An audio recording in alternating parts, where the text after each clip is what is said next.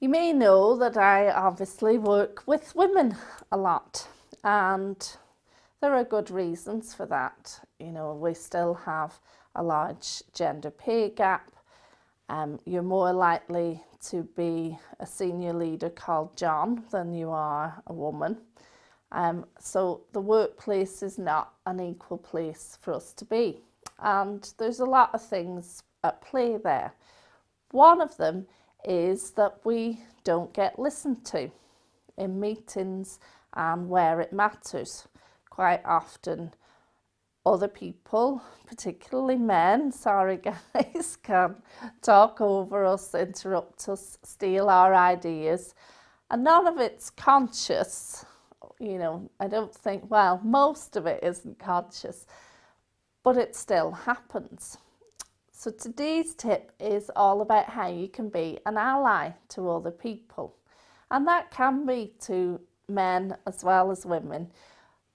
But it's really important that we recognise that women do better and need allies in a group context. A friend of mine was at a talk recently by Condoleezza Rice. And she spoke about how George Bush would introduce her in meetings as his right-hand woman, his expert on. And obviously then she would immediately have the inferred credibility and respect given by the president, so people would listen. But without that, she wasn't given the same level of respect and didn't have the same level of influence. And we can do that for each other by bigging each other up in introductions.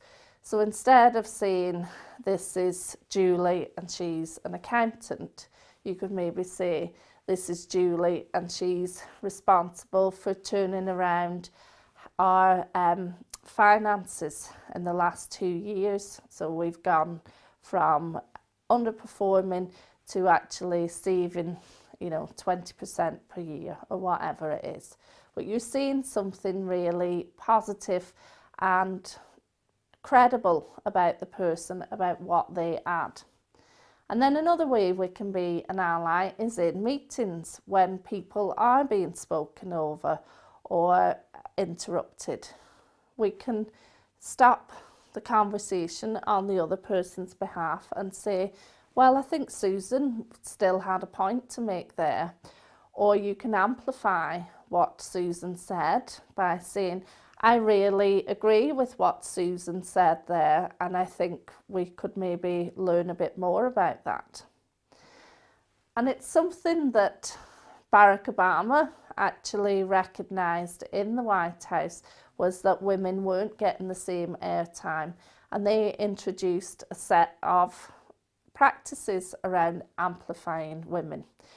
So next time you hear somebody being spoken over, interrupted, their idea being stolen, how about you be their ally and you speak up for them? You reiterate their idea. You acknowledge that that's where it came from. And quickly people will start to recognise that a more respectful workplace is a more inclusive workplace, and we'll all get the benefit of that.